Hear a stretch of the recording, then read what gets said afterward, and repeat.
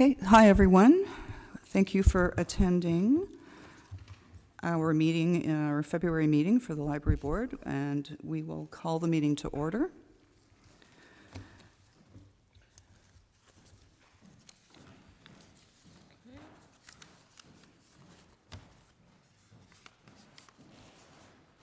I'll describe if you like. Sure.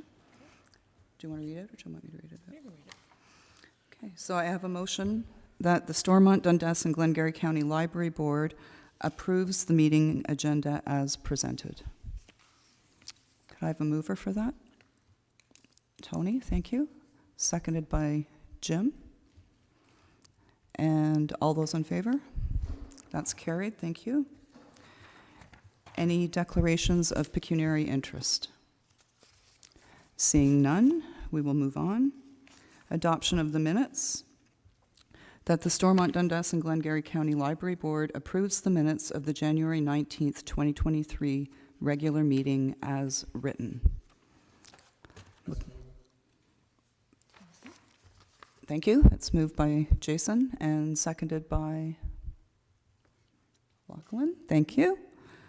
And all those in favor? That's carried. Thank you very much. We have no delegations this evening. So we'll move on to the consent items.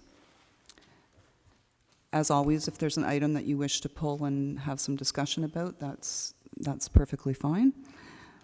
If that's okay, I wouldn't mind speaking very briefly about a couple of the items. Absolutely.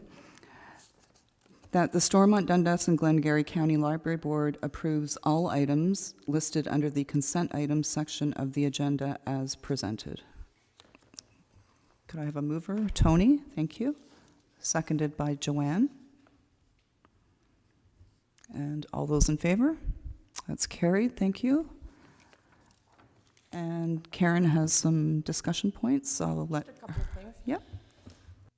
I do want to point out that the consent agenda part alone represents about 24 separate reports that are compiled and pulled together coming from frontline staff people when you look at the branch reports, and from our acting system support coordinator, our administrative assistant, myself, the district supervisors. It represents quite a body of work that takes place over the month. Just wanted to point that out. So I'm just very briefly, a couple of things I wanted to point out in some of the reports that you see. We did experience a negative downward turn in our monthly circulation for January, which was surprising, considering that in January 2021 we were actually just doing curbside pickup. So I was kind of curious about that. But, and I never thought I'd be saying today, Finch saved the day for us in January with a 25% increase in circulation for January. So I'm thinking, wow, that's fantastic. But we've been very active in providing some outreach, starting at the Finch Maker Lab and going out and doing things in the community and inviting in service groups or class visits or whatnot. So I think that's starting to be reflected in the interest being shown in Finch. So I'm very pleased with that. Additionally, our full year statistics. This is the big statistical report. It really does look at all of our activities, our circulation, the number of visitors we have coming into our branches, the types of things they do there, because there's reports on computer usage, database usage, et cetera, et cetera. So while we did see a small increase in 2022 over 2021, which is always good, I always like to see an upward movement there. Again, we see that there was quite a significant reduction in the amount of our e-book and e-audiobook circulation that happened. Now, I hope that reflects the fact that people wanted to come back and visit our branches and browse our shelves and actually take out print items. I can't know that for sure, but I'm satisfied that we've got a good collection in our e-books, e-audiobooks. But we also have a great collection in print materials, and so that's kind of see that there. And I do also wanted to point out we have 1,970 new patrons or new registrants, or new or lapsed registrants, I should say. If they hadn't been to the library in at least 2 years, they would have had to re-register for membership. So that's great, because I think the previous year we had 800 and something in 2021. And I also just wanted to make one small reference to database usage, the Teen Health and Wellness. It did not get any use in 2022 at all. It's got very little use in 2021, as you see, but it is in terms of cost to the library, it's a few $100s, like a very few $100s rather than a few $1,000s. And I do think we have an obligation to at least provide information and access to that information for teens who may be, wanting to learn about their own health and well-being. So I still don't think it's a bad expense on our part to provide them with that access. And one more thing, when we go to the library monthly financial statement, just to give you an idea, our monthly expenses, they will range anywhere from about $160,000 to $185,000. That seems to be kind of the trend and what I've witnessed over the last few years. So I don't budget on that measure, but it seems to fall into that range of monthly expenses to run the library. And I think that's it. Thank you. Did anyone have any questions or anything they wanted to pull out of the consent items?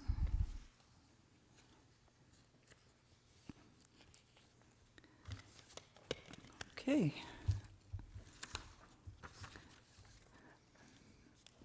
Frank just texted me he's in the parking lot, so.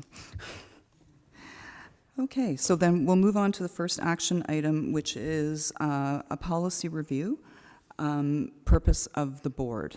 And you'll see that Karen has strategically lined up policy reviews that will help you, if you're a new member, become familiar with the library board, the governance roles, your responsibilities. So I will turn it over to Karen. Okay, do we want to read the motion for this? Yes. First of all, and then I'll speak to it. Okay. That the Stormont, Dundas, and Glengarry County Library Board reviews and approves the purpose of the board policy as presented. Good. I have a mover, Jim. Okay. And a seconder, Tony. Thank you. And all those in favor? That's carried. And I will just let Karen speak to it briefly. Okay. Yes, I've for the sake of the whole board, but especially the new people on the board, I'm trying things out a bit differently, and I really would appreciate your feedback. What in the past, when we've addressed the 3 action request policy reviews that we're seeing at this meeting, those have come up as discussion items under board orientation. Now, the fact that we have 4 returning members of the library board who are seasoned by being at least in their second, if not their third term of the board, I think that it bodes for us to have, maybe fast track some of the governance and fundamental governance policy review that we do. But being exposed to it by being asked to review it and approve it or amend it, or as it is, or amend it is worthy of note. Also embedded in behind this very first of the 3 policies we're reviewing and this evening is what I would consider to probably be the most useful and probably, orientation in a nutshell for board members. It's a rather infamous document called Cut to the Chase, and it has been used for many years, put out by the Ontario Library Board Association, and it really does put it in point form what your key responsibilities, the purpose of why you're on the board. It kind of sets out the relationship that the library board is going to have with council, with the community, with me as the CEO of the library.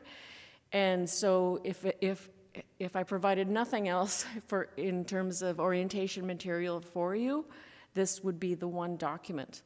I made a point of adding this document as well to an orientation folder of materials that's on your SharePoint site where you find your agendas and whatnot. What I'm going to need some guidance or some feedback on is, especially from the new members, is that enough, or do you want a special session to go through the orientation material? Do you want a different kind of approach to orientation, or is this kind of osmosis approach maybe the way to go? I really do need your feedback on that.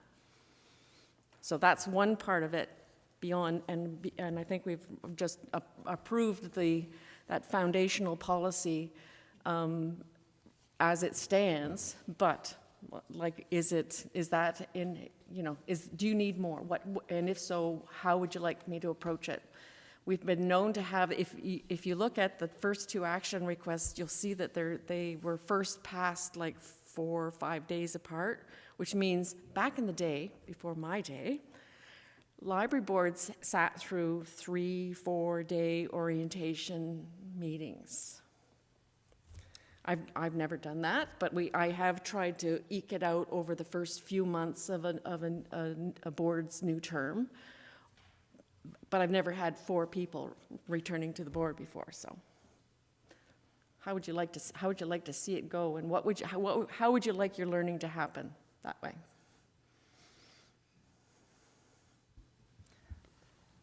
Through you, Mrs. Chair. I don't think I almost spoke in poor English there. I don't think anything needs to change from my side. I read the information. I like that the short and the easy here. The financial oversight does not mean simply approving a budget or financial report. Particularly stuck out to me because we don't be mindless drones and just approve what's in front of us. Give some conscious thought, and I mean that's backed up by this. I'm sure if there's a misstep, you as the CEO can let us know if we overstep into more of an administrative role. And then thinking on the legislative side, it's similar to the board at our lower tier levels right there, that segregation of duties. So I don't think I need a little bit more. It is a little overwhelming to learn something new, but you learn in those moments. So as long as I take my time and people are patient occasionally with me, then I think this is enough.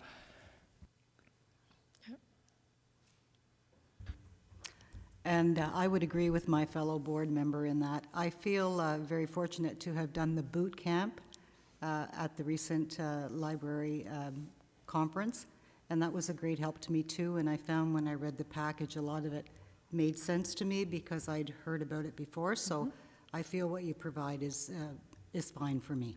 Okay. Mr. Fogg?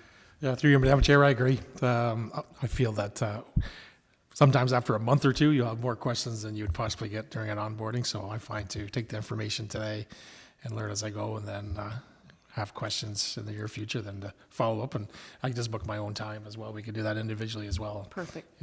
That'd be fine with me. But I think your willingness and the fact that you've given yourself some exposure, and you're willing to let me, pad the agenda with information like this is helpful as well.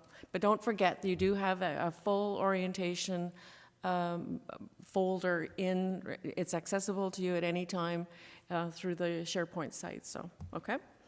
So that was one thing I wanted. And the other part of it, and I think that we'll be mentioning it maybe again in a little while. I in consultation with the chair, I do prepare an agenda with documents that it's strategic in the documents, because it is a public document, and I think it's important for the public to see the kinds of materials that the library board, whether they ever attend a meeting or watch us on Facebook, I think it's important for the public to know the kind of materials that are being added to the agenda, so that they know what they're what you people are being prepared with and exposed to and whatnot. And I would never put anything in that wasn't already a public document, but so I just wanted to let you know that. Okay, thank you. Okay. Any questions for Karen? Okay. So I have a motion here that the Stormont, Dundas, and Glengarry County Library Board reviews and approves the purpose of the board policy. Oh, we already did that. As presented. Excuse Sorry, me. that was my fault. Thank you. That was Karen's fault, Busy I'd like to talking. point out. Joking. Okay, that the Stormont, Dundas, and Glengarry County Library Board reviews and approves the duties and responsibilities of individual board members' policy as presented. And again, I will refer you back to the cut to the chase document, because it does really point out very clearly what your responsibilities are, and what the arrangement of the board and how you speak with one voice and all of those kinds of things are particularly pointed out in this document. It's also pointed out in the upcoming on Public Libraries Act that we've also included in the agenda. But I mean, the three major responsibilities are pointed out on page 1 of this cut to the chase document. Provide comprehensive and efficient public library service that reflects the community's unique needs. Submit budget estimates to the municipal council and participate in the municipality's annual audit that includes boards. And for those of you who might not know, we just did that yesterday. We submitted our estimates to council. And to receive annual grants from the Government of Ontario, submit statistics and financial information along with completed public library operating and pay equity grant application forms. Now, I admit I'm somewhat remiss at times, because we do all those things that are listed in number 3, but I just may forget to bring it to the board.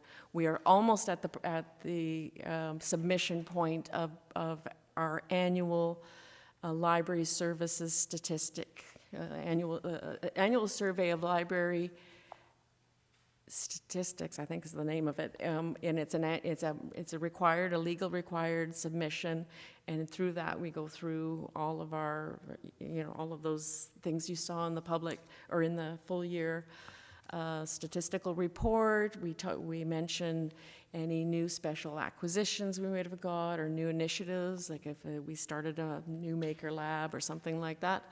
It's a very, very, very dense report that we have to submit, but it is a legal requirement. We're just used to doing it, so we do it. And if anybody's interested in knowing what it looks like, I'm happy to provide that for you once we have finished the submission process. But please hold me to task and remind me, did you do that, Karen? Has that been done? Can we look at it? It's by all means, okay? I just get so caught up in the day-to-day sometimes that I forget. Okay? Any questions for Karen? Okay, so sorry, Lachlan? Just to be sure, this is the duties and responsibilities, right, we're talking about at this moment? Okay. Correct. Perfect. So in that reading, just to be sure for our, or for myself, promote a high level of library services in there. So that's all good. The board sets what that high level of service represents. Is that correct? Yep. Yes? as an individual as well as the board as a whole. So, yeah, you have the obligation to certainly bring to my attention if there's any point, or if you've visited a branch or you've been given service that was questionable or something like that. It is your obligation as a board member to make sure I know about it and that it can be rectified if it's inappropriate or in any way. Yeah, thank you. Also, and this is just for a way to put this document, if for the next board comes, page 49 is kind of like your cheat sheet to me. I read through and I'm not the strongest on legislation, so reading through page 39, I was kind of adrift, and then I saw page 49. That was an excellent summary, so thank you for providing that, because Thank you. it put it together nicely for me, because, yeah, it's never fun to read legislation, for my opinion. Agreed. Any other questions? Okay, so we have read the motion to approve the duties and responsibilities of individual board members policy as presented. Could I have a mover for that, please?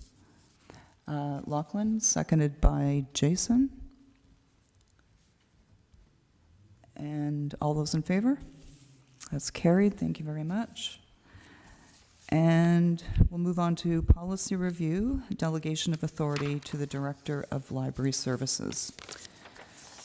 That the Stormont, Dundas, and Glengarry County Library Board reviews and approves the delegation of authority to the Director of Library Services policy as presented. Could I get a mover for that? Frank? Okay, Frank. Okay, that's right. And seconded by Jim. And did you want to speak to anything, Karen, on Yes, this? I do, actually. Okay.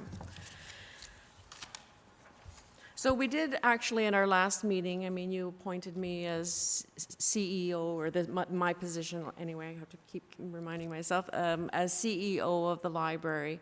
But this is also just formalizing, as again, that document I just was talking about, cut to the chase, states that it is an important function of the library board. You are the legal entity, I think it's a corporation, if I'm not mistaken, legal entity for the library, but unless you're going to be around to be signing off on accounts payable, et cetera, it's best to delegate the authority, or you have to delegate the authority to me. However, as I was kind of going through and preparing materials for today's meeting, a little something came up through my research, and I really wanted to share this with you because it kind of sets the tone, I think, very, very well for the type of relationship that also has to happen between the board and the CEO. The leadership of the library is shared between the library board and the CEO. Whenever there is shared leadership, the need for a collaborative relationship between the leaders is paramount. When people share responsibility for something, in this case the library, they are, by necessity, entirely interdependent. Everyone's success depends on everyone else's. The CEO cannot be successful without the library board, and the library board cannot be successful without the CEO. Of even greater importance is the fact that the success of the library is dependent upon a collaborative relationship between a strong board and a strong CEO. A healthy, trusting, collaborative relationship between the board and the CEO includes the courage to hold each other accountable and have difficult conversations when necessary. By acting from a place of caring about the library and about each other, and candor, board members and CEOs can talk about each other's performance with a view towards continuous improvement and learning. And this level of honesty and a commitment to multiple perspectives also lays the groundwork for difficult conversations related to big decisions. And I would suggest that within the next year, 2 years, 6 months, you've got some big decisions to make. And so I think it's important that we try to make sure we've set the tone for a healthy, respectful, and collaborative approach to those discussions that have to be had leading up to big decisions. Okay? Thank you. Any questions for Karen? Okay, so we had a mover and a seconder for that to approve the delegation of authority. All those in favor? That's carried. Thank you. Okay, and we'll move on then to the discussion items. Board orientation. Did you have more to say on that, Karen? Actually, not a whole lot. I wanted it to get into the public realm that the library board has received copies of the Public Libraries Act. You have the opportunity to have it in your kit for reference. I wouldn't recommend it for afternoon reading, because you'll be afternoon sleeping with it, for sure. But it does, I find I do have to refer to it many, many times. At the OLBA boot camp, I actually had to ask a question once again of the Ontario Library Association with regard to one of the slides they put up about how many elected members could and should be on the board, because they had a minority. They had on their slide that it would be a minority of elected members on the board. And again, I dashed and got my very dog-eared copy of the act out, and I pulled it up, and I messaged through the online chats service that was going on. Please verify, clarify this, because my understanding is that as a county library board, the rule is a bare majority. So, I mean, that's just a small example that I do refer to the Act quite frequently in making sure what we're doing follows the spirit of the Act. There are areas of the Act where questions will come up, and the Act itself will be silent.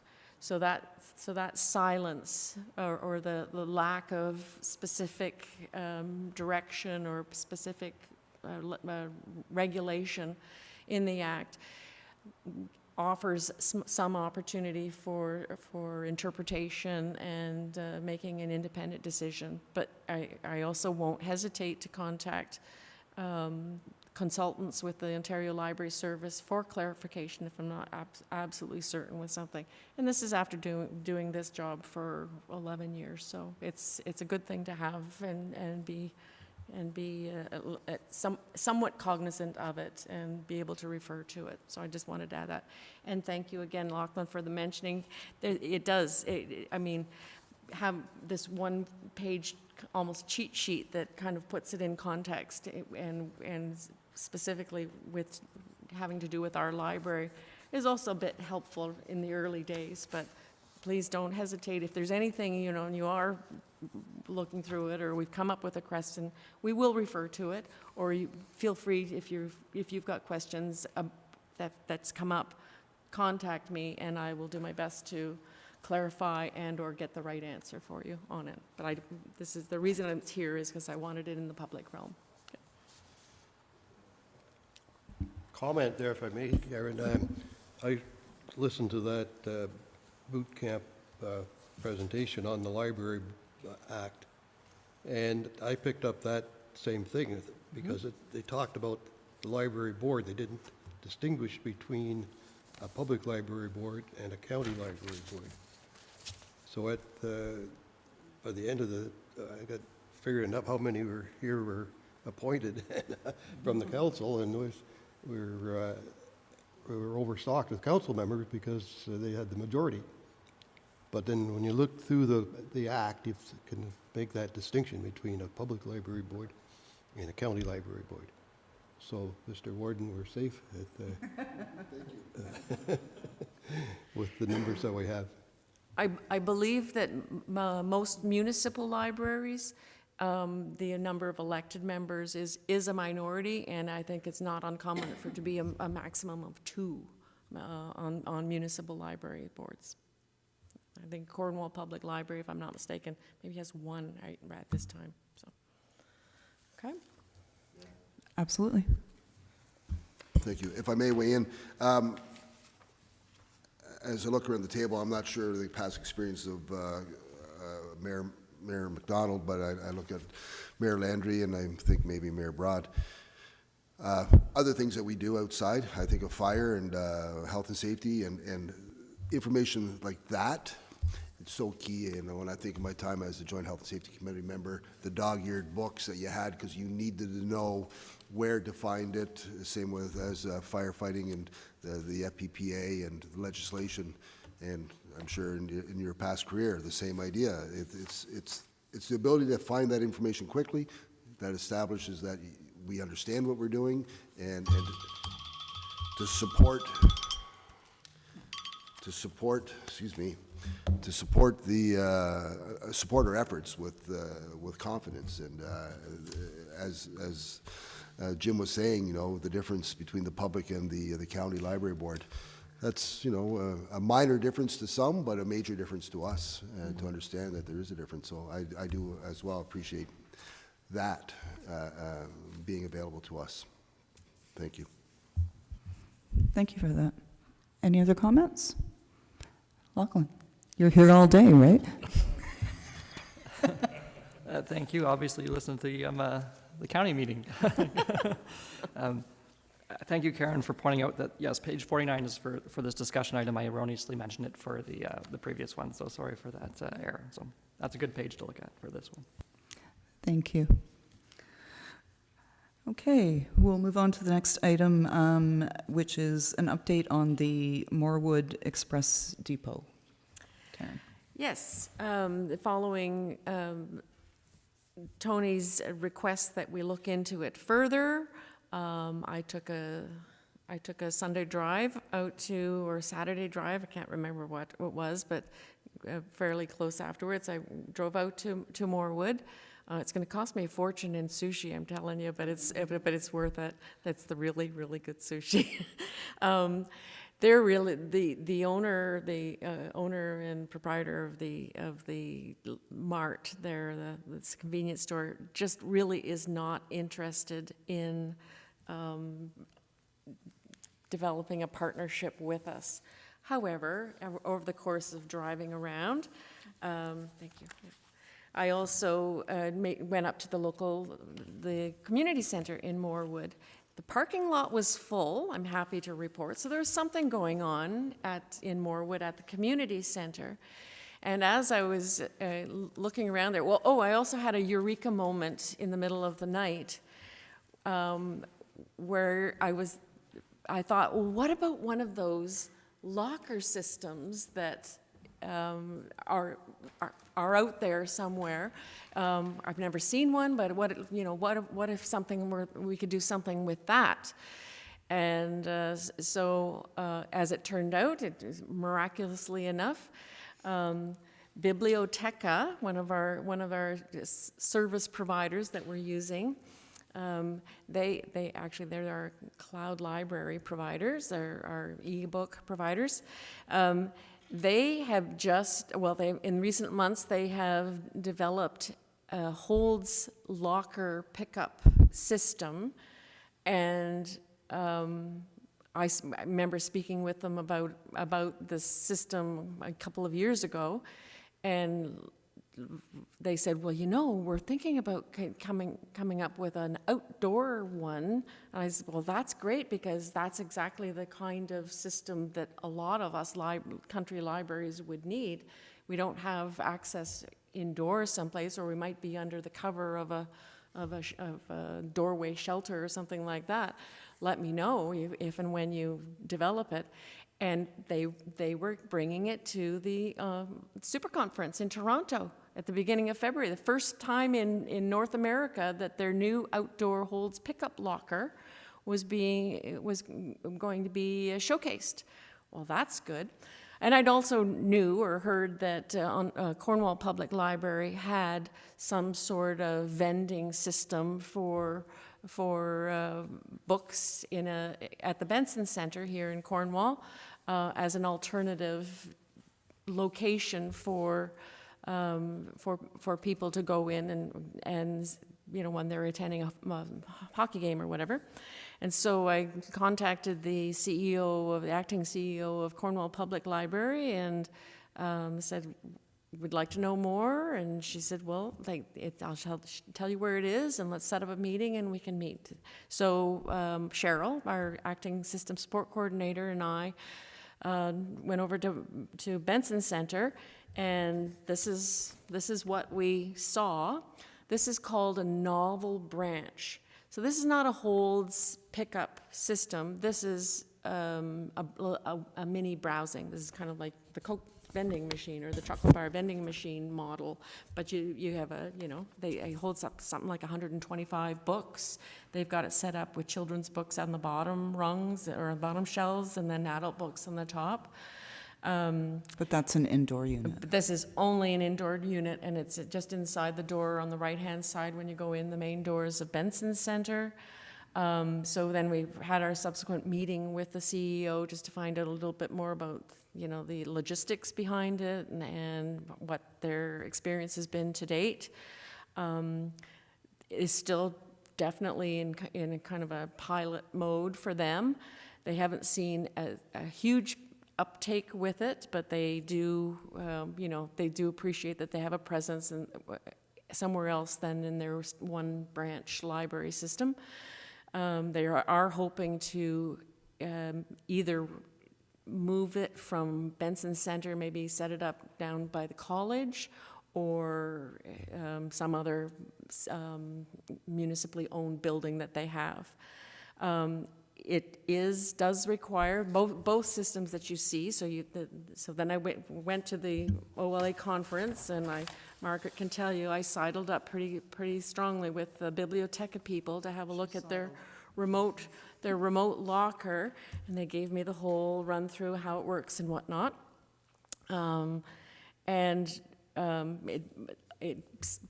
It is it has some bells and whistles that make it kind of attractive.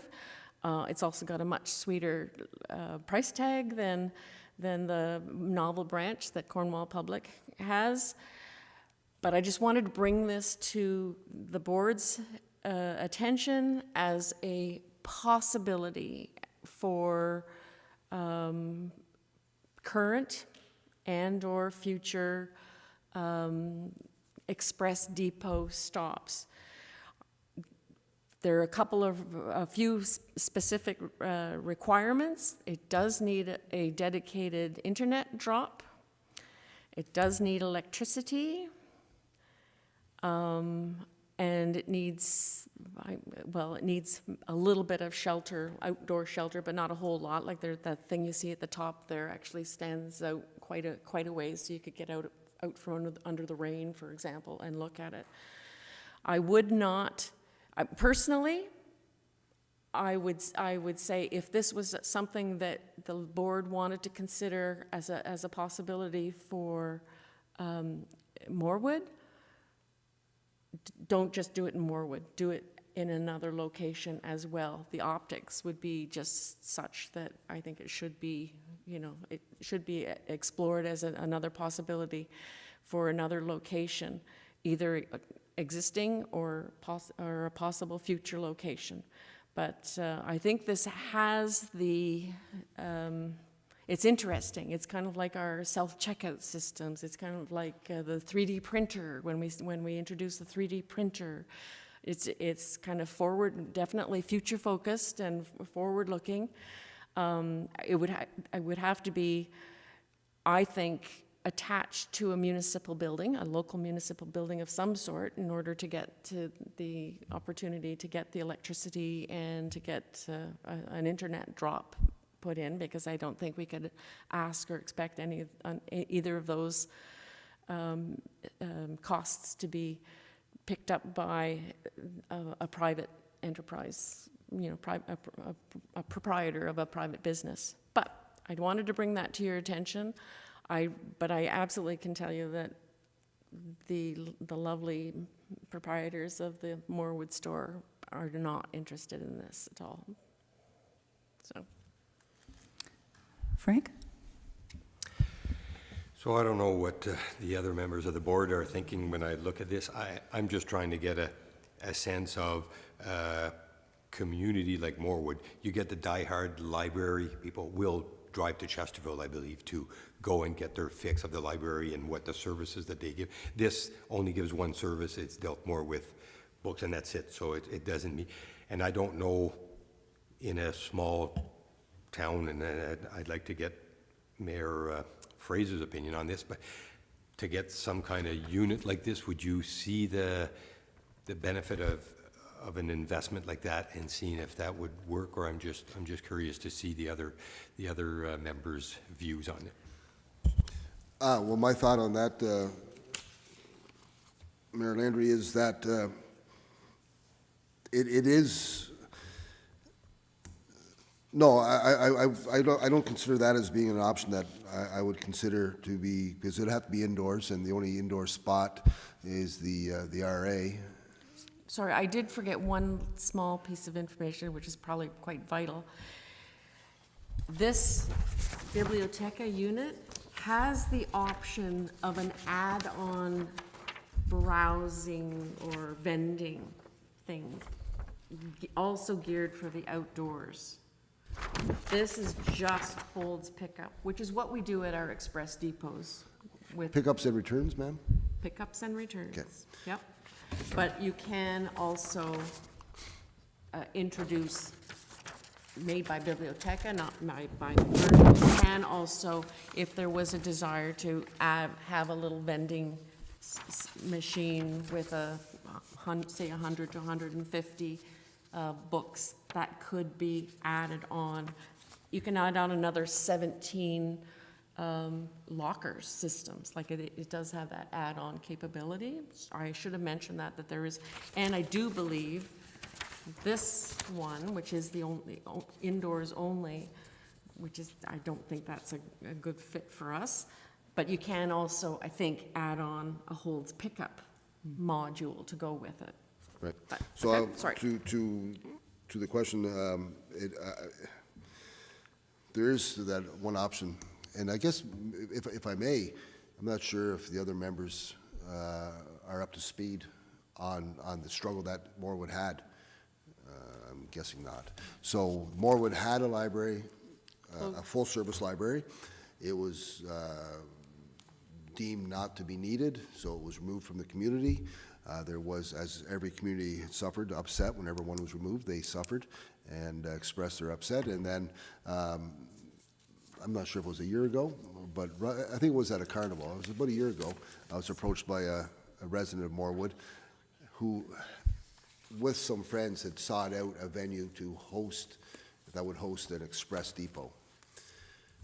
And then the thought was, because of hours of operation and the location that they had thought would, different hours of operation, and it would be interfering with, we thought it might have been interfering with that person's business. So we looked at the Lucky Mart in Morewood because of the lengthy hours and the opportunity. And as Ms. Franklin says, they're not amenable to that. So there is that other option, but I look at to your question, the outdoor unit attached to the RA with more of a shelter built to provide some more protection from the weather. We do have the Wi-Fi, we do have power, and it's right in the same parking lot as the Canada Post pickup. All the mailboxes are located in the same parking lot. So people are going in on a regular basis to that parking lot, and it's well lit, and there's lots of traffic allowing for security. So the outdoor one, I don't see it as working. Thank you. Don't see the outdoor one. I don't know where we put it, the vending machine. Well, the one that has the books already in it. I'm sorry, I don't see the indoor one, I'm sorry, I Yeah. misspoke. Thank you. The vending machine, I don't see how that would be feasible. No. There, no. Just a couple of other points I should also make for people who aren't as familiar with it. The library also has, and I admit this is really more of a marketing trick or you know, a consolation prize. The library does have 3 little free library houses. If you know what they are, it's pick a book, take a book, give a book kind of idea. And we did install one. We've got one in Martintown, we've got one in Newington. That was our first one, thank you. And we've got one in Moorwood. It's not perfect, but it is a little, something, it's a gesture, and it's branded, so it does kind of, is a little bit of a reminder to people who see them that, you know, that the library's out there in the community.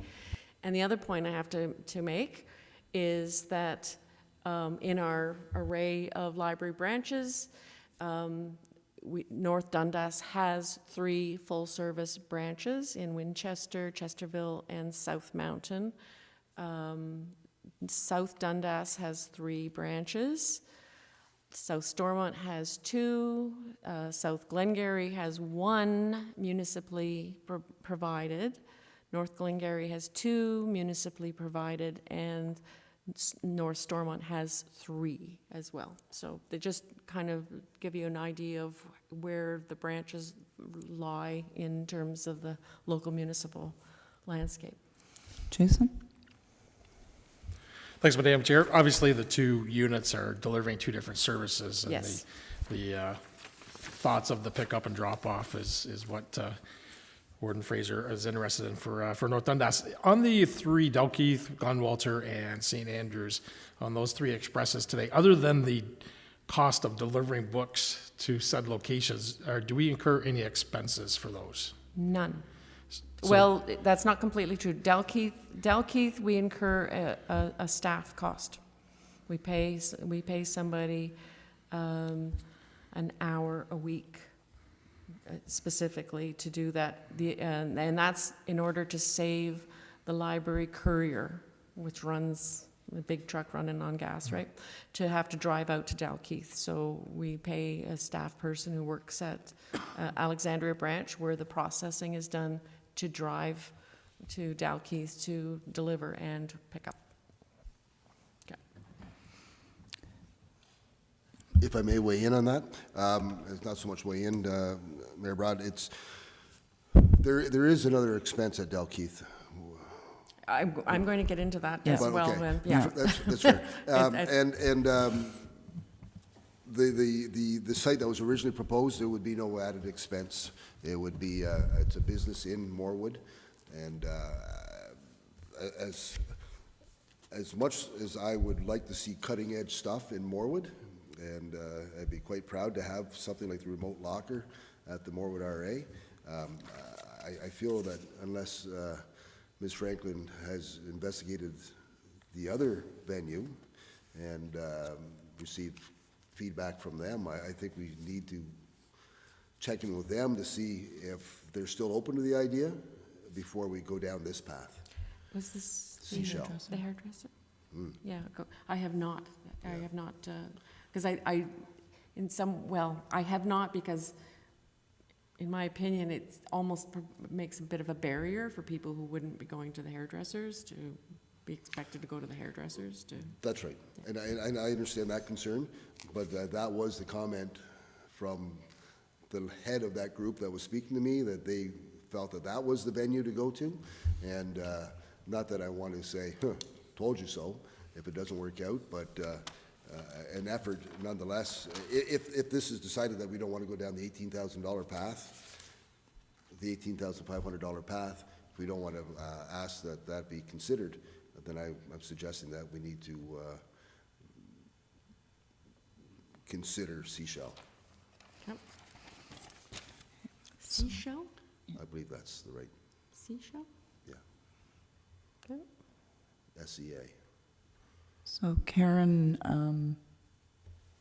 and/or I will follow up on that. Would you do a road trip? Yeah. Do you like sushi? We simply, we wanted to bring the Biblioteca product to your attention simply because they're currently our vendor as well. So it's part and parcel of what they offer, and therefore the support would also be there for the unit.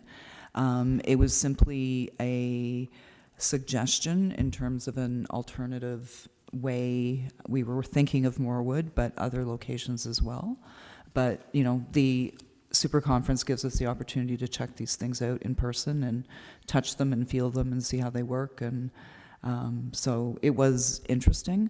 They are brand new, you know.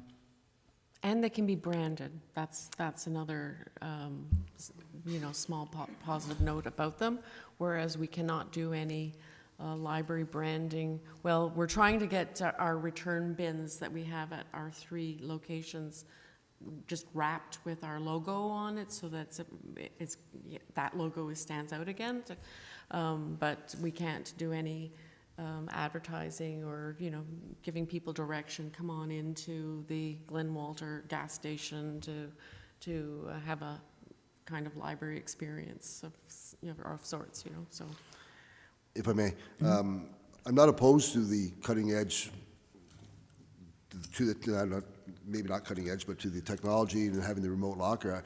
I can picture it being used in Morewood. But my comment is about if the library board doesn't feel that that's appropriate, then I hope that we pursue Seashell. If the library board feels this is something we want to pursue, I'm all in on like seeing that with the branding on it outside of our facility. Frank? Thank you, Madam Chair. So, similar to board member, I guess, Fraser, I should say, I don't even know what to call him anymore. It's very confusing. There's either mayor, warden, director. I know. So, He likes it and I that believe way. it's vice chair as well, from what I hear from last meeting. No, what I would like to see, so we get reports with volume and stuff from every branch, and before making any investment, whether it's 35, 40,000 or not, I would need to see a study of seeing the demand, whether it's by survey. I don't know what the right now, like is there none in Morewood right now? Like we're trying to find a location.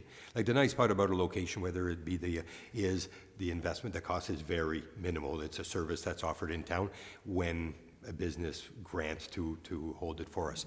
But before doing this, you know, it's not for 4 members that can't get, but you know, somebody's going that way, you can go. I have a friend of mine that does a lot of reading, but he goes once a week and gets, I don't know how many books, brings them home and just does but he'll drive by which he has the ability to do so, but I would need to see how many people, because if we're offering the service where 4 people think this is great, that's where you have to identify the need and versus the expense. So I don't know how we could do such a survey to understand if the need is there and the value would be granted. Okay. I like the idea of actually doing a survey and gaining current interest and current just numbers. One thing we can do using our ILS, our Integrated Library System, is we can find out how many people have Morewood as their address, who maybe are using, say, Chesterville or Winchester branch as an alternative. I do know that historically, or I remember historically, that we did have quite a number of people who lived in Prescott Russell who used the Morewood branch because they liked the person that worked there, because it was closer to their home than going to downtown Russell. So we had quite a number of non-resident members of the library coming to Morewood. The very nice person that worked there would also deliver the books to them if that's what they wanted. So it was a wonderful service. Who wouldn't want that, right? But I mean, since the branch closed in late 2016, we just haven't focused on, you know, trying to find out the demographic makeup and how many people were still using the library or languishing from not having a local branch to use. But we can look into that further.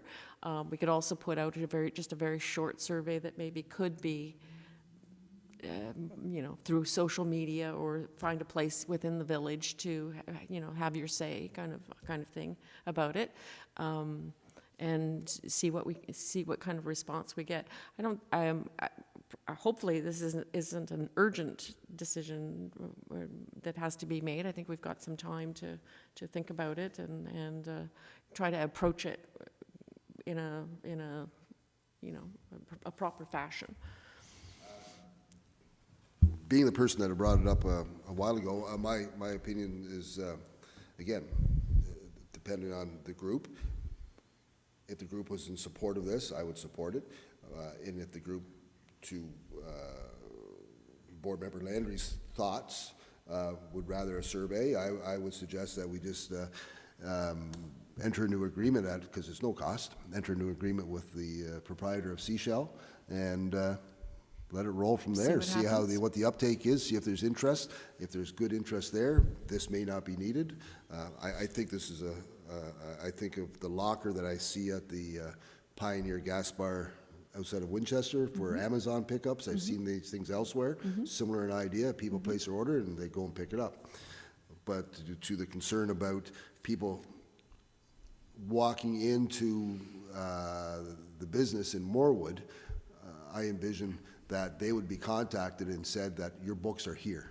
It'd be a very familiar local support, service where the person, if Board Member McDonald ordered something, he would get a message saying, your books are here, come and pick them up, you know, I'm open tomorrow. And that's the type of service I envision there. That's So how it's done at the locations we have. And I'm really suggesting that we move towards getting a depot in place at that business, if they're still open to the idea, and seeing if there's any success at all. This is a wonderful idea. To the point about cost, that's minimal. And it's already been worked out that the route can be managed at no extra expense. If it can, for sure, yeah. We might actually incur a small staffing cost, as we have in Dalkeith or Alexandria Dalkeith, just because it would probably be a staff person who would be making the run up. Oh, it wouldn't be a part of the van? It could be, possibly not.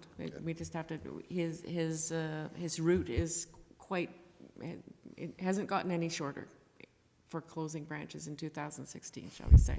It's still heading down the road a lot, yeah. Okay. But we'll look into it further, for sure. We'll follow up with Seashell, and my only concern there is I don't know what the hours are there too in terms of that, but we'll follow up, so. Okay. Any other questions? Yes, Lachlan. And through Madam Chair, sorry for being somewhat silent on this matter. I'm just, I'm a little slower to learn. In thinking of not the strategic plan, but the other document, the service delivery review, and not to like pick on Moorwood specifically, it seems like we're moving like towards and I like the depot idea, because that's kind of like that low cost test to see, because there are many on this list that's provided on page 7 that may have similar amounts that are kind of on that, you know,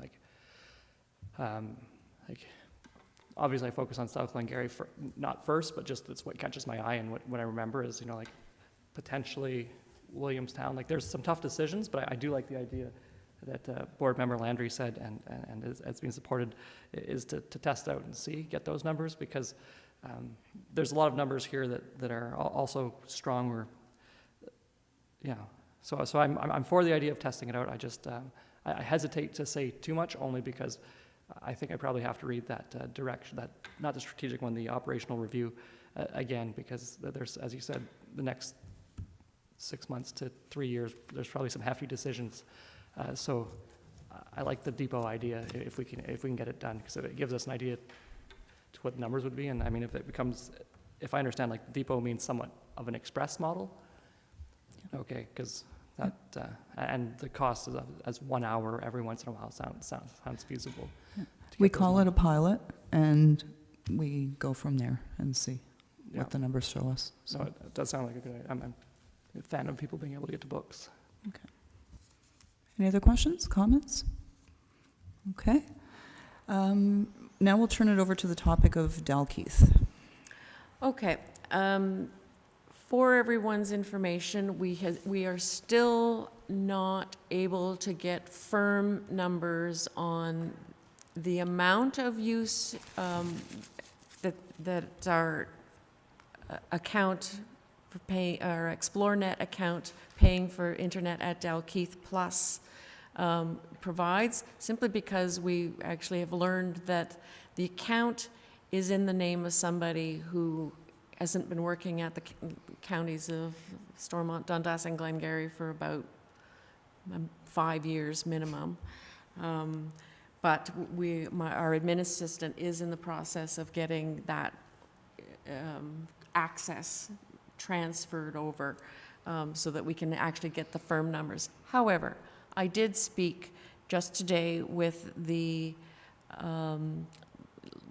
leader, I don't know exactly what her title is, but for the leader of the Dalkeith Plus Center, and it's operating kind of like a bit of a community center, but they have also over 9,000 books that they've acquired in various ways on their shelves, and they did go so far as to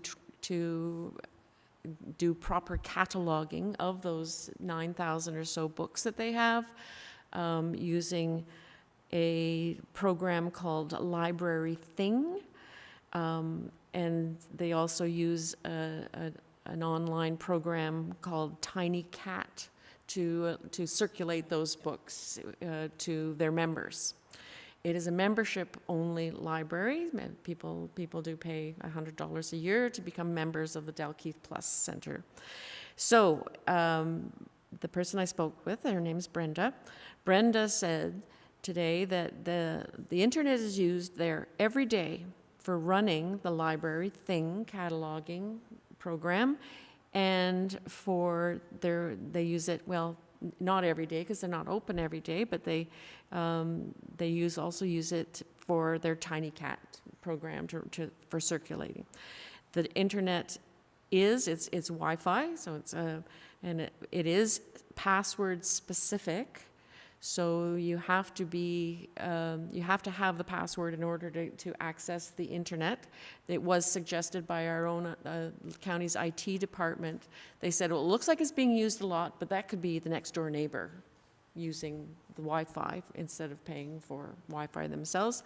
But I think that was probably a bit of a glib comment, because it is password specific. There are 4 or 5 people who are members of Dalkeith Plus who do not have internet in their homes, so they come into the library at least a couple of times a week in order to use the internet and maybe those computers that the library donated to Dalkeith Plus back in 2016, and they do their online business, whatever it is that they want to do there. What the other piece that I did learn, and I asked for clarification today when I spoke with Brenda, was that if it is password specific, they're only giving the password to members. So, we are paying for internet for which you have to be a member of Dalkeith Plus in order to use. So that's a good piece of information. But the other piece that I learned, and this is in a kind of a tangential thing, is that people wanting to use the internet or wanting to use the Dalkeith Express Depot service that the library provides are strongly encouraged to become members of Dalkeith Plus in order to use this added bonus service, which is the SDG Library's Express Depot. So I was very clear and I said, you can't do that. You can't do that. Anybody who lives in SDG has the right to be a member of the library at no cost and to be able to use any of our branches. And they could be anywhere and decide they want something sent to Dalkeith Plus and then go and pick it up. So that has to stop. I just learned about it yesterday, so I brought it to us that you cannot do that. I'm sorry. And if you've got signage that indicates that, you know, this Dalkeith or Dalkeith Plus Express Depot service is, you know, a benefit of being a member of that group, you have to stop that. So that may actually have some influence on how well or not well our Express Depot service has been going in Dalkeith. Now that we know this, is that people didn't want to pay the $100 in order to borrow from the library. But anyway. Joanne? So, for my understanding, are any of the 9,000 books that are there, they are not our books? Not ours at all. Okay. We have an express whereby our members come by, pick up, drop off. And drop That's off. our association. And we have a bin there. We have a staff member who goes and delivers the bin of requested books. It's been one book a week for many, many weeks at max. You can see that on your circulation report. And then that bin would sit inside the door of the Dalkeith Plus for whoever wanted to come and retrieve the item that they requested from the SDG Library. And then they would return their item into a book drop that we have there. And members of the Dalkeith Plus Center are discouraged to return the Dalkeith collection items to the SDG Library book drop. So that's the one caveat that I make. So I feel like I've kind of gotten to the bottom of something or opened a can of worms. I'm not quite sure which, but that's what I've been learned. However, back to the question of the internet use, it's being used frequently. And, you know, for the $100 a month it costs to have internet, it's probably, I hope it's builds, you know. But if they're only using it for their own book system and they're not using it for SDG library system, then... Well, we can't know that. We can't know whether people are coming in using the computers that are there, using the internet that are there, going onto the SDG Library website, and looking at our catalog and requesting items. But it doesn't look like that's what's happening because there's only been one person for weeks, if not months, using the service. So. Do we have any, sorry, Lachlan, I'll let you go ahead. Oh, sure. We had this conversation in our last meeting, and I don't think much has changed, in my opinion. Since we're now viewed to the public, I will say what I said then, just to be fair. And we talked about candor above civility, and this kind of not going to be rude. Is all our other express libraries do not have internet, and I think, in fairness' sake, it would make sense to have this one not have internet as much as it's enjoyed. And then that portion just mentioned this evening about not free library service under the Public Library Act, Section 23, would be in convention of, or non-convention of what we're here to do. So it just makes that decision, like solidifies it with the legislation we have to follow. As much as it works for them, if it works for them, then I'd say put internet in Morewood as well, in Glen Walter, in what was St. Andrews. St. Andrews, yeah. It's either, like, to me, it's a fairness thing. It's like, so that I'd still say wait until August so students or summer students, we don't disadvantage the youth in that community before they go back to school, and give lead time and fairness to that community so that maybe they can fundraise. Yeah. Noted. Frank?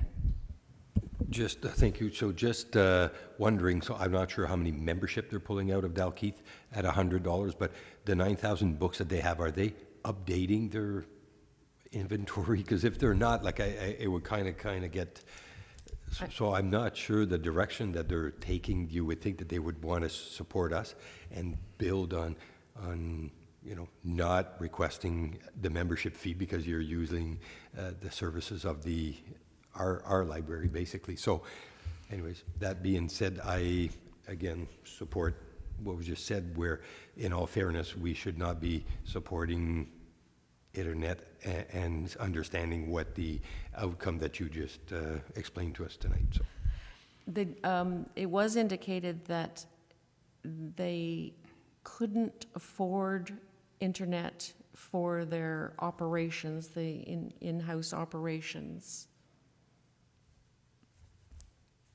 But I don't, you know, I really don't know, other than that, why or why not, you know? Is there any written agreement with them in terms of any of this? No. Okay, that's good. I think this requires a further discussion. And I'm looking at my vice chair. Thank you, Madam Chair. To Lachlan's point, it's, as we've been briefed on, it's contravening the Public Libraries Act. Public Libraries Act, and the public library is providing the service of the internet. It has to be available to anyone that is dropping in and wants to check MapQuest or Google Maps. It has to be readily available to anyone that shows up. I did ask specifically that. I said, do you have to be a member to access this internet? Well, it's strongly encouraged. It's like the bonus for being a member of the Dalkeith Plus Center. It's strongly encouraged, but if someone wants to, you know, or if they want to sit out in the parking lot and use it, we're not going to deny them that. However, it is password specific, so it's getting that password and being able to use it is still, I don't know, it seems like a barrier has been created to having free access. And that's one of our tenets is, you know, we express that essentially barrier-free, and barrier being in all senses of the word. Yeah, so that'd be the first step, and then I think we do need to gain a better understanding of what happens, of the operation. I've never seen it in action, and an express depot, I know how they work, but the Dalkeith Plus, I'm not sure how it works, and the easy comment for me to make is that the internet, as it stands now, has to be available to the public without strong recommendation that somebody becomes a member of the Dalkeith Plus, but that to me needs to happen right away, that it becomes free to anyone. And then the next step is we have to have a better understanding, and I received communication from that same person. I've drafted up a response. I haven't fired it off, and I won't. I'll let the decisions come from the chair, or the communication come from the chair. But my thoughts in the draft were that better understanding of the Dalkeith Plus needs to be had, if not by the whole board, but at least members that are close to it and can quickly take a look and see what, you know, and report back as to the operation. I do want to make it clear as well, and you know, inform everybody that at the SDG Library, at any branch, we do have access to Wi-Fi, both as a borrowable device, or hotspots, which any member of the library can borrow, but also just within our branches, and of course that kind of extends out into the lobbies and parking lots of around each of our branches. They are also password specific, but you don't have to be a member to access the internet ever. Like, you just come in and say, you know, I'd like to get online, and we provide guest access. So, okay. So maybe we'll follow up on this after, just in terms of response and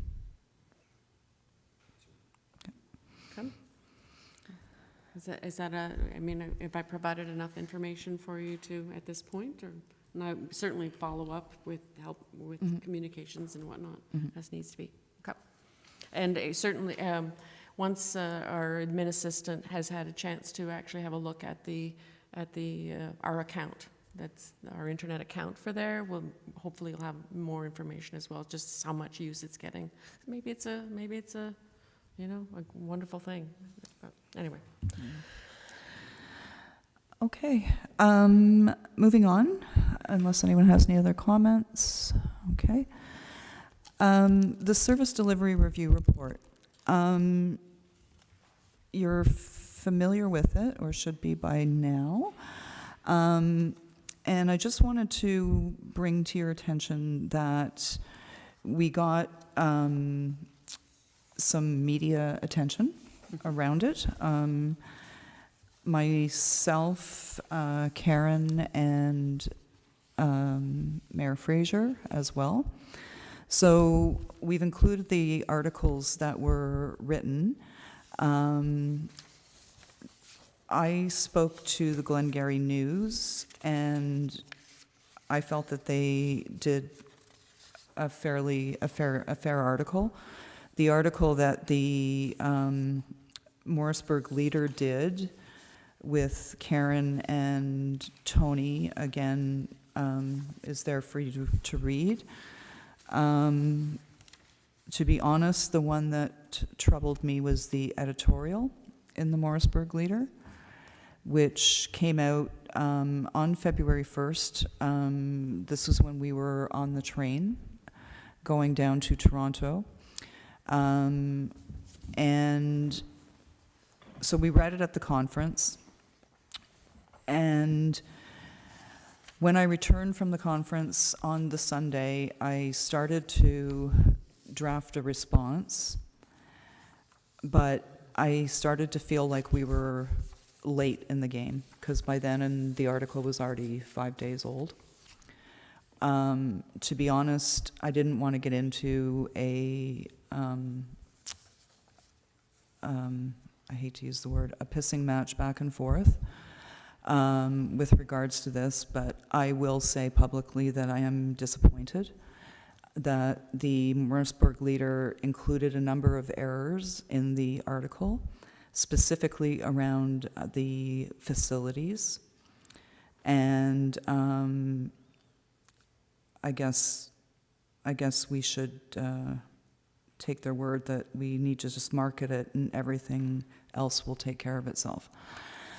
All that to say, I will turn it over to Karen at this point to talk about the branches just a little bit on that. I will also add that there has since been another letter to the editor written to the Morrisburg Leader from Kerry Badgley, who used to be the president of the Ontario Library Association. Also, he was the chair. He may still be on the board of the North Grenville Public Library System. He's a really, really kind and thoughtful and well-spoken person. And I mean, one of the comments they made in his letter to the editor is that the SDG Library has long punched above its weight, which I thought was kind of a nice way to approach it. But he also, just the way he phrased his words, it sounded like he was unsure whether indeed we were going to be closing branches or not, like how, you know, and that would be just an awful thing if we did, et cetera, et cetera. But I do appreciate the fact that someone with his thoughtfulness and consideration and reputation took the time and made the effort to speak up, largely in favor and in support of the library system. So that was kind of nice. I was in this week's Leader, Morrisburg Leader. Okay. So it's worth having a look at. I did prepare, and this is just I hope, did everyone get a little green and white sheet? Okay. This is from the Service Delivery Review Report. if you want to have the full report in print form in your hands, by all means, just let me know. I'm happy to get it. I think this is almost like the Public Libraries Act for the board members. You'll be looking at this over and over and over again over the years. But I did want to just at least bring out a little bit of easy, visual information based on where our library branches are compared to ARUPLO, which is the Administrators of Rural and Urban Public Libraries of Ontario. It is an association with which we are members, and they do put out guidelines in a variety of areas, levels of service, collection sizes, staffing, et cetera, et cetera, et cetera. It's very helpful to those of us who work in county libraries particularly, and in rural settings particularly, because invariably each library system has a variety of branch arrangements, whether they be owned by the library, owned by the county, owned by local municipalities, owned by churches or private landlords. Some library systems, they pay lots of rent for one branch, they pay nothing for another branch. It's a wide variety of arrangements.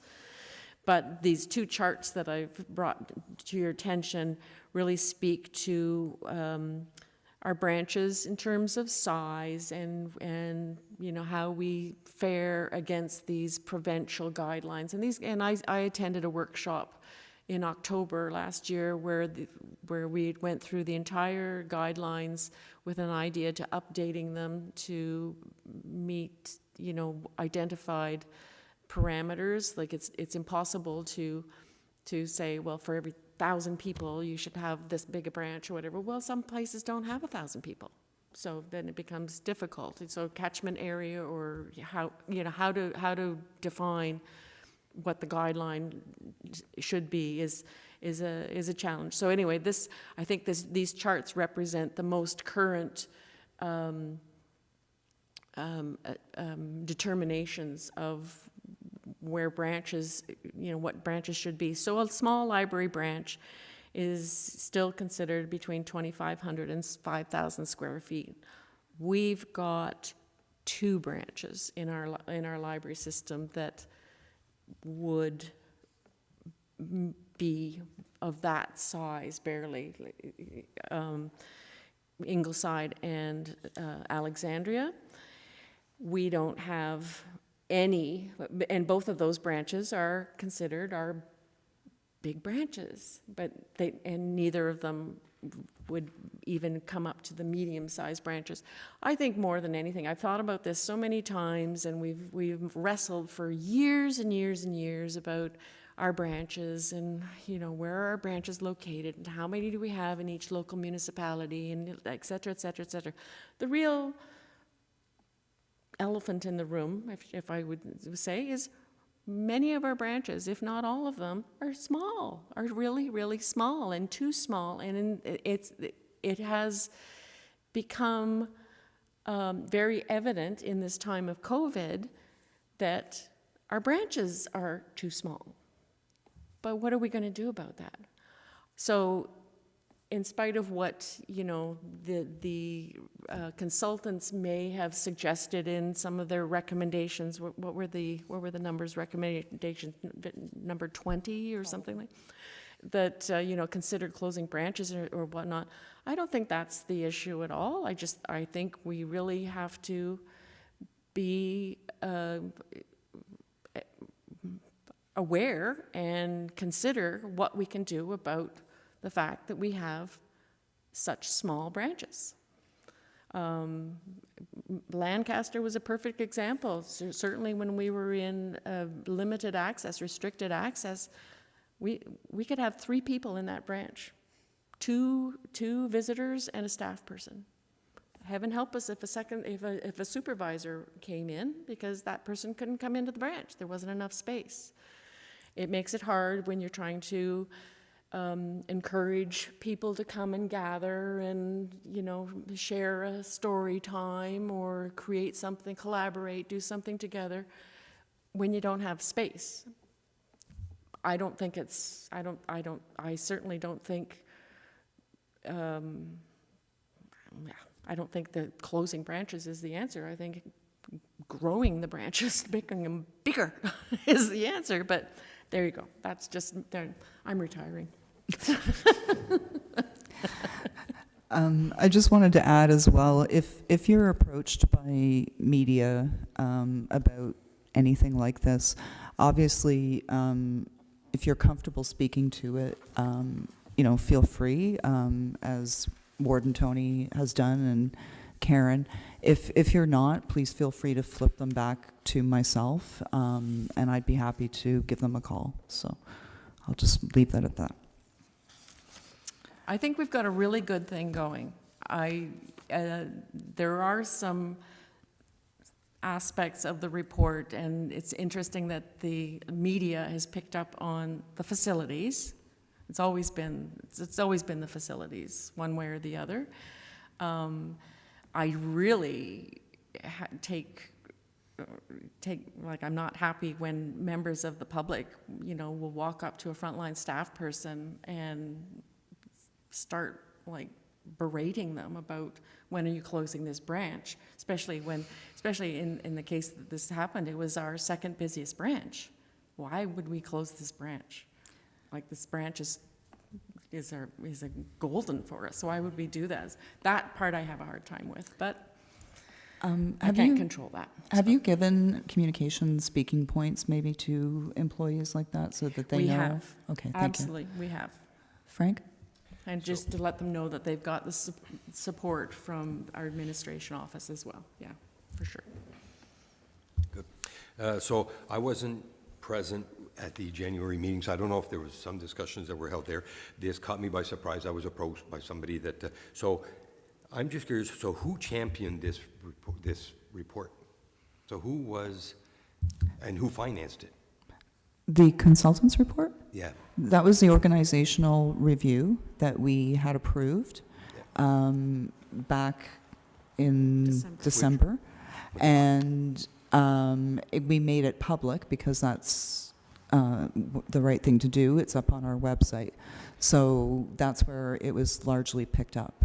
Okay, but I'm saying they're talking about closures. Is it based on financials? Is it based on, so somebody had to give them, and what I don't understand is you get a report, we can request a report, you get a report, you can yourself put it out publicly with fines and keep, so like this here, all you're doing is you're addressing chaos in your community, saying, what do you mean you're closing libraries? I think we brought this on ourselves if to make it public with the recommendations that were brought forward. I didn't agree with, and I'm not saying we're not hiding anything, I'm just saying we're asking, what do you think? I just would like to know, where are they saying because we're too small and we should be bigger? So they have to address our needs, and we understand what we want. They're just kind of, we're getting something, and sorry if I don't want to offend anyone, but I've been on the board for 4 years, and I'm seeing where we're trying to go with this board. And to get this report and the findings that came forward is like, okay, well, what exactly are they? So it's a report that was put out there, and we just put it publicly out there that is false, because I don't see the findings in the report is what I believe that the directions that we're taking. So I don't know if that's just me, but I think that we're putting words in people's mouth, because we're, by no means are we looking at closing Ingleside Library. You know, from what I've seen, I've attended the Ingleside Library. It's a vibrant, and I'm kind of thinking, you're reading this report, it's totally false in my eyes. But again, so maybe, whether it's Karen or you can add to this, but is it not something that we've kind of brought on, or should we have better given more direction to the review as to what it is we wanted out of it? Do you want me to speak to it? I would, you know what, Francois, I would agree with you that we probably weren't as clear as we should have been in exactly the kind of kind of report we wanted, or what kind of consultation we wanted. I do believe, well, I know when, on the heels of our strat plan and whatnot, and it did say, have an organizational review done. That was one of the first directives of our strat plan. But my assumption was that we were going to get an organizational review, look at our staffing, look at our positions that we have, determine, how to best align our human resources in particular. And so when we signed on with these consultants, and they came for a site visit, and they wanted to go and visit the branches. And so I spent a couple of days driving them around to visit branches. And I think that kind of turned the direction of the review into one. Well, I mean, let's be honest, they're also addressing, policy, board development, technology is a big one. I don't know whether they've really mentioned so much about our collections, but I mean, that could have been in part of it as well. Do we have good collections? But it's, what the media and what the public has focused on are branches. I'd prefer they focused on our services, or our programs. I think programs was another area I'd prefer that was the focus. Are we providing the right kind of services for our residents? Do we have a good mix of programs that meet the needs and interests of our clientele, or our residents here in SDG? Well, before Lachlan steps in with his question, so I agree, and I'm not putting, it's just that we've got great, like I know friends that are part of the library, the Friends of the Library. Mm-hmm. They're leaders in our communities, they're engaged. When you see this, you get a phone call and stuff, it is disturbing to see, wait a minute, I did not know what answer to give them, aside from I'm not sure the direction. So it's just something that to get a good review as a board, and then maybe change, or a press release, but something just to say, you know what, it's like everything else, it was a review that was done, but we should maybe put the message out there, not let the editorial and the press we make the statement ourselves, just to say, hold on, and reassure at least for now. So that's just a suggestion, as the board can relate. So, thank you. No problem. Lachlan? Yes, thank you, Madam Chair. I think I owe an apology to the board and all the phone numbers, because I think during the council meeting, making mention of that point, perhaps I specifically noted that point, so I may have brought that attention to this specific point more than the document, right? So I just try to make an impassioned plea to council as a whole that libraries are important, and perhaps I might have started the snowball in terms of putting it in front of people's eyes. But better for them to know than not know. But apologies for the extra work. When, as you're saying, it's an option. It's something to review. It would be irresponsible not to consider these things. It doesn't mean it's the path we're taking, and that's the work we have in front of us. I'll just add one more point. Thank you, Jason, for being here.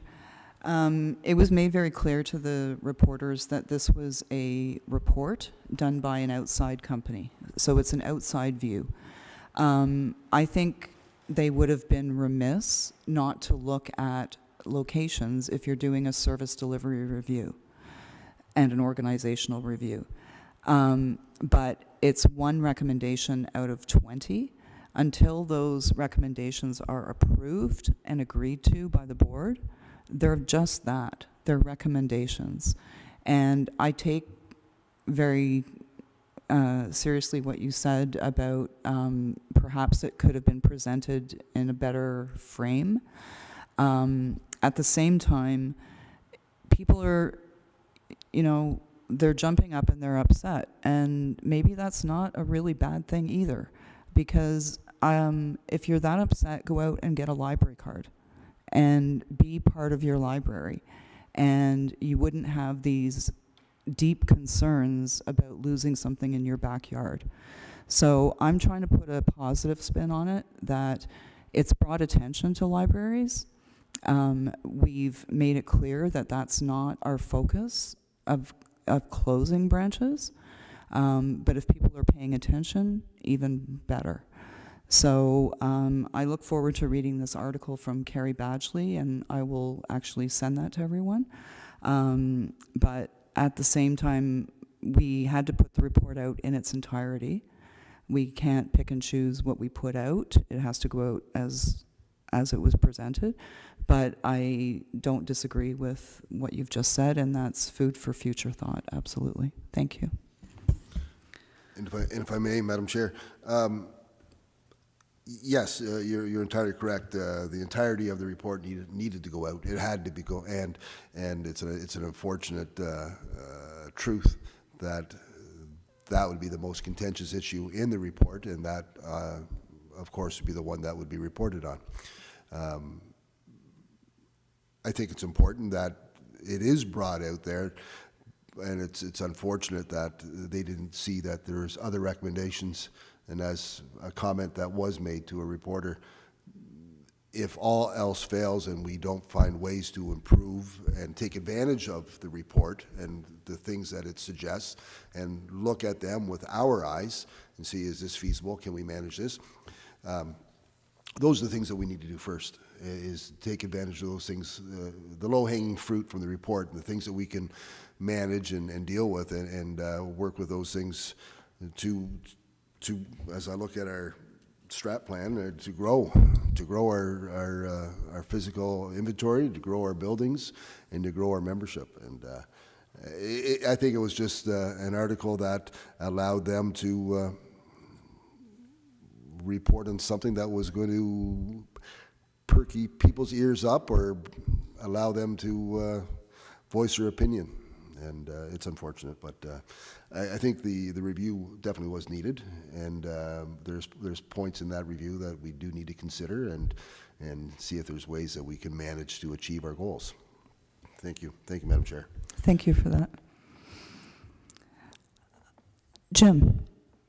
One more brief point. If the newspapers had taken the trouble to read the whole thing, they would have discovered that the recommendation was that following our new strategic plan, at the end of that, we maybe should consider shutting down some branches.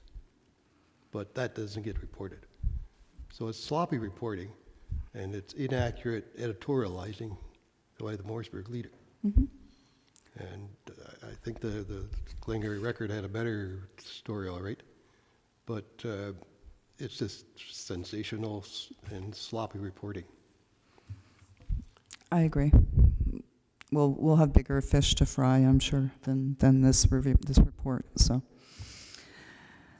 So just to close off, I would love to hear from folks that went to the conference, be it the entire thing, in person or virtual.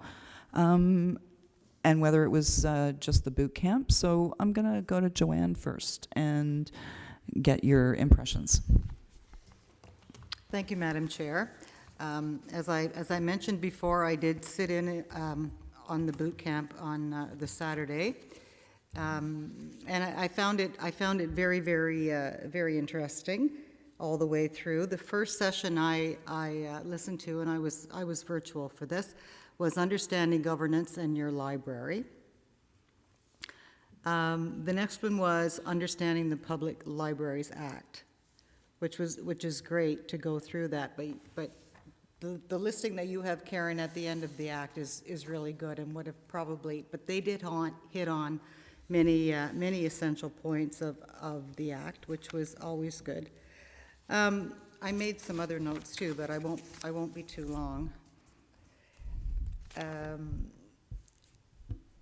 Yeah, and I think the thing about the Public Libraries Act is that what we need to understand is, for sure, I need to understand my role as a board member, as opposed to, to just know how the order of everything works.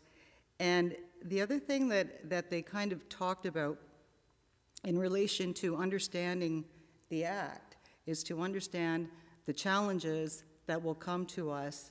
They could be opportunities as well, but they're often challenges that come to us with our roles and responsibilities in the community. So I thought that was a very interesting one. I sat in on the CEO panel for Libraries in Recession, and I was particularly interested in, and help me with her name, Feather Miracle, who runs the Six Nations Public Library. And she is so interested in keeping, did you listen to that one as well? Keeping the languages alive, and I was wondering, are all the books in all the different languages that she takes care of? I don't know. It was about 6 or 7 different languages that she talked about in addition to English. But interestingly enough, she said that she has many people come and sit in the parking lot so that they can have access to internet. And I don't know if that's because of the surroundings where they live, I'm not sure, but that's a great thing that the library's providing. The next one was creating advocacy champions. So that's definitely, it struck me that one of the comments was the library should be the hub of your community. And what we need to be doing is to advise, and this is a totally different role for me, but as board members, we need to be advising our municipal partners about the importance of the libraries and all the things, because municipal people are busy. They've got a lot of things going on. I think it's up to us to advocate and talk about all the good things that are happening in our library. So that's what I kind of took from that one. And then the next one was the 10 things to know about being on a library board, which was very good, but Karen had provided that at a previous meeting. So it was, in short, it was very, very interesting to me, and I just look forward to being a part of the community and serving on the board. That's great. Thank you for that, Joanne. I'm glad you found it worthwhile. So I'll go to Jim next.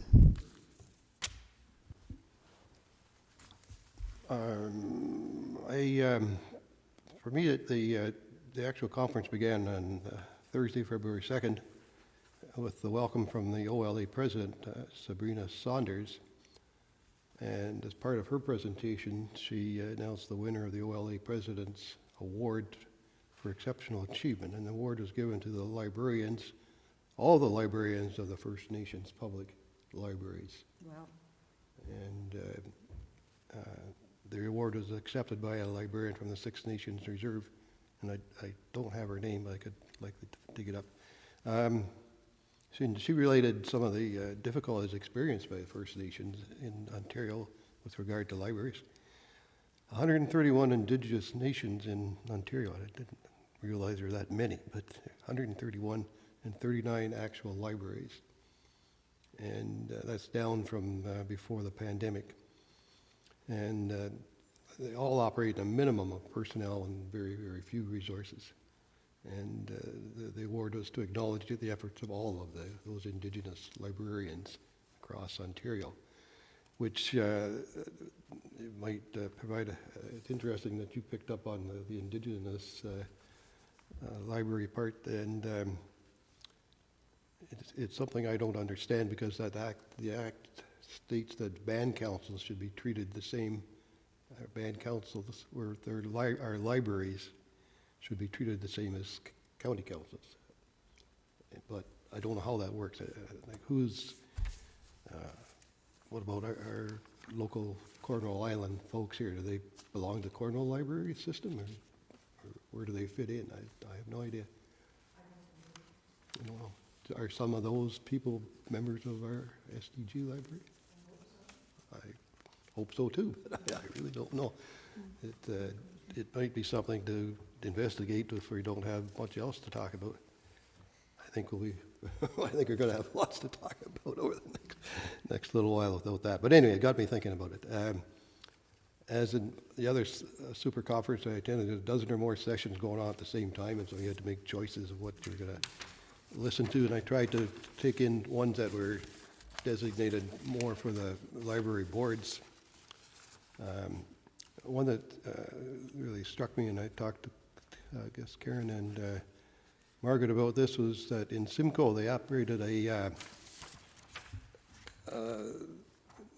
program called Simcoe Reads. And if you're familiar with CBC and CBC Canada Reads, which comes around every year, is based on that idea, but within Simcoe County. And they had champions of books who then defended them at various events, and at the end of it went on all summer, so there were different events. And it encouraged people to read all of these different books and have an opinion on which was the most appropriate one for the people of Simcoe to be reading. And then I believe it was in October, they had a big showdown, and the questions, they all brought the 5 champions together, and they had a list of questions, and they went through it, and each had to answer questions about their book. And at the end of the night, there was a vote. It could be an open meeting or a virtual or a hybrid, and everybody who was listening in got to vote. I'm not sure if it was only library members or not, but anybody could vote, and they decided it all in one night instead of like Canada Reads, where they drag it out for a week. They get it over in one night, and it seemed to me like an interesting idea, and I don't know if, again, we probably have lots on our plate without diving into something more like that. It sounds like a lot of work. The other thing I noticed, 150 vendors with displays at the Super Expo. It really, unless you get there and you see the extent of the library business, as opposed to libraries, what we're doing here, but the library business, it's huge. It's huge, and you don't get an idea of it unless you're there and you see all these different booths, and they sell on everything from soup to nuts and technology and furniture and all kinds of other things. I too saw that bibliotech display, and it looked like it would be useful, but I guess we've got other considerations first maybe. But it looked really good. It looked like a very usable product. And I took in the library board boot camp. Virtual meeting only included the OLBA annual meeting. And every year they have 1 or 2 sessions focused on the relationship between boards, library boards, and council. And that's basically how to get along, how library boards should get along with the council so they can get more money out of the council. And they frame it differently every time, but that's what it comes down to, is you have to have a good relationship there with your council to make things work. And I took in the one on the Public Libraries Act too, and the 10 things to know about being on the library board. Overall, I thought it was very well organized, many interesting sessions for all aspects of the library world. And the hybrid nature of the conference was a new innovation, but it seemed to work out pretty well. I didn't hear of any big glitches or mix-ups. Everything seemed to be working pretty well. And I think everyone should attend. If you get a chance to attend one in the future, go for it, and just to get an idea of the scope of the whole business. Yep, it's a big business. So, Karen, did you want to? Yeah, mine will be actually quite brief because, well, just I'm a little rough and ragged here with this my report. I attended one about hiring staff and the onboarding versus orientation of new staff, which I found to be quite interesting. We do have, I think we are somewhat guilty at our library of kind of giving our new staff, you know, that orientation. We go through the recruitment and the selection process, and with the orientation is, well, it starts out being largely health and safety related, making sure we get those required and important aspects of introducing new staff to the library and to the counties, quite frankly. But then, you know, 20 hours later, you're okay, you're on your own, off you go. Like, we'll see you come performance review time. Whereas onboarding is really an ongoing support and, you know, just building their interest and their knowledge and their ability to build into the job they have, even if it's a part-time employee. You know, I mean, I definitely learned that we can and should be doing more. The particular library that was, I think it was St. Catherine's Public Library, if I'm not mistaken. I mean, they have a training librarian, for example, as part of their human resources. They have, you know, a department of development, staff development, things like that. So, you know, you have to kind of take it into context. But, you know, one of the few things that they mentioned, they created an onboarding checklist, starting with, you know, before day one. Like, as they said, retention starts day one, and it lasts at least 6 months before they feel that you can really hope to have introduced new staff to your organization and all that it has, all that's required and all that it offers them. But you know, and that 6-month onboarding should include mentorship, visits to departments, circulation training, practical training. Some of it can be done online, some of it has to be done in person. It should be activity-based, at least at some point, if at all possible, because activities stick. People learn and remember and know how they felt by having, for example, going on a scavenger hunt of library services, for example. And it's a way you can also provide this onboarding program. You can brand it and like make that part of your whole, you know, you go tell 2 friends what you've been up to, right? What you learned at the library. And just provide lots and lots of opportunities for feedback at both the 1st and 3rd and 6-month period, and then once the employee's been with the organization for about a year or so, that's a good opportunity. One thing that came out of that for me and for our administration office is we're actually looking at having a professional development day for all of our staff, loading everybody into a bus, bring your brown bag lunch if you want, and we're going to go and visit all of our branches, because we have people who work at one branch who never ever see another branch in their entire however many years they work with us.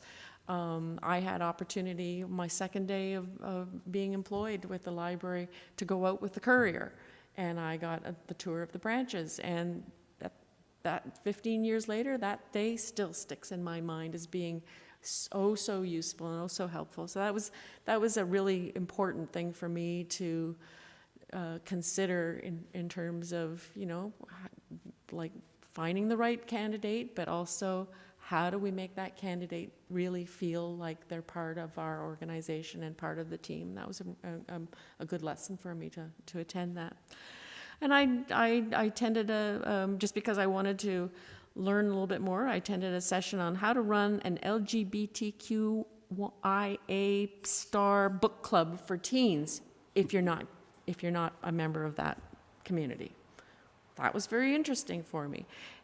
They didn't give me quite what I was looking for, so I pressed a little bit. I sat right in the front row and pressed a little bit because I wanted to find, you know, what kind of resources, give me some ideas of where to look for good resources. tell me more about what format teens are going to want to read. Like, have these teens come out? Are they still exploring, what their identity? What can I do as a librarian to provide them with access to the kinds of materials and in the right format to help them? So that I found that to be very interesting, and I got a couple of good, talking about blogs, different blogs and stuff to contact. That was a good one. I'm not going to go into one that I think all you and I and Cheryl all attended about resilient public libraries, the OPLA's survey of public libraries, but I do believe my colleague Cheryl, who did attend it, and she wrote a brief thing about it. So she said that the Ontario Public Library Association's Research and Evaluation Committee created this survey in the summer of 2022. The survey looked to determine how and why libraries were able to survive during the pandemic.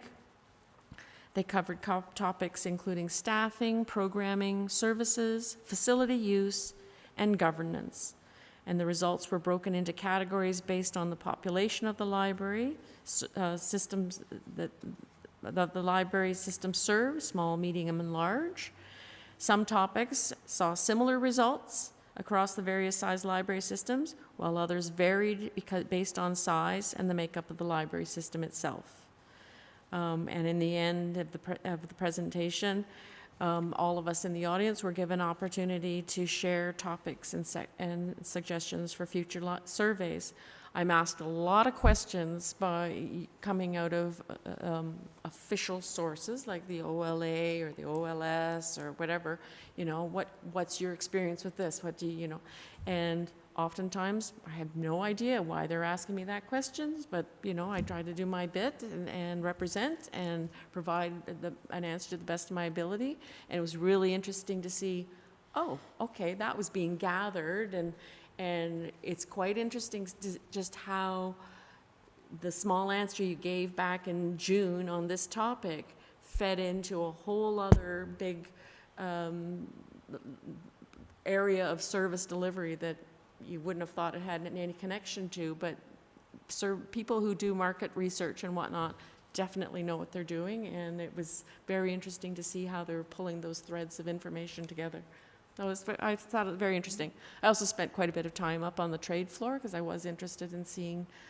I didn't find the conference to be as busy as previous ones that I've attended in person, and I actually had a chance to look at some of these, new services or items that were being offered up on the trade show that I haven't had a chance to look at in previous visits to the conference. So that was very interesting for me too. Yeah. Thanks, Karen. I won't belabor any of this. I sat through the boot camp as well. I found it interesting, as always. I attended the same session as Jim. Not that it's new. There was a lot of focus on partnerships, and that's something that I would really like to pursue in terms of partnering with other libraries. If we're going to be looking at doing maybe some author visits or things like that, why can't we be working with Cornwall to bring in a bigger event, a bigger crowd, get more bang for our buck? I just think there's opportunities with Prescott Russell, with Champlain Library. I think there's opportunities there. So it's something I came away thinking much more about.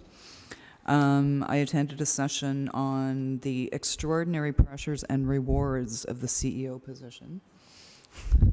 Didn't learn anything new there, except I know why Karen's retiring. And this is a great job. it's a great job. Please apply. But it has its challenges for sure. I went to a really interesting session on public libraries. It was Simcoe County again, and I didn't know about this. Karen knew more about it. But they went through a huge issue with county tensions and challenges back in 2019, where Simcoe County Council formed a regional government review task force to review municipal service delivery and rationalization. And included was a review of the Simcoe County Library Cooperative, which is a bunch of libraries that work hand in hand. Township libraries. But the process was really flawed. It really showed the disconnect between the municipality and the county governments, and a real lack of understanding about the library and what purpose it served within the community. So the discussion was all about how they dealt with issues of misrepresentation, misunderstanding, and also even legal investigations into that organization. So it was messy. I had no idea about that. I'm really happy we have a good relationship. I don't ever want to go through anything like Simcoe did. And yes, the survey about resilient libraries was really interesting. I tried to find it online. I couldn't. But the questions that they asked, as Karen said, were around pandemic, post and pre-pandemic. How did things change? What did people do? It was super interesting. I also attended the trade show and attended the gala, which was lovely. And it was wonderful to see Cheryl Serva get her certificate in advanced public library leadership. So it was a great opportunity for her.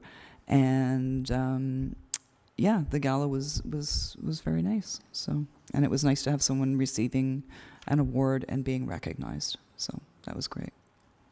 And I thank everyone for the opportunity to have gone again this year. And please consider going next year. I know Roma's in there, but I'm looking at Joanne. You know, next year would be a great day for you to go for the whole thing. I think it would be an awesome experience. Okay. We did, sorry, I also do want to mention, we had our 3 district supervisors, 2 of whom are in acting positions. One is a permanent full-time employee. They shared a digital experience registration to the conference, and the 3 of them gathered around a computer for the Wednesday. I think they actually attended a session Wednesday, Thursday, Friday. And they shared a registration. Cheated a little bit, but it gave them an opportunity, and they were very keen, and they really appreciated having a chance to do that. So it was nice. The library paid for their registration, shared. Right. Oh, that's great. Okay. Did anyone have anything else? So we have no in-camera session, and I will read the final motion. That the regular meeting of the Stormont, Dundas, and Glengarry County Library Board be adjourned to meet again on Thursday, March 30th, 2023 at 5:00 p.m. at Winchester Branch or at the call of the chair. Could I have a mover for that? Jim? And seconded by Tony. And all in favor? That's carried. Thank you very much, everyone. The date is March 30th at 5 p.m. in Winchester. Okay. Thank you very much, everyone. I will go get Todd to turn off our recording, and we will see you at the next meeting. Thanks.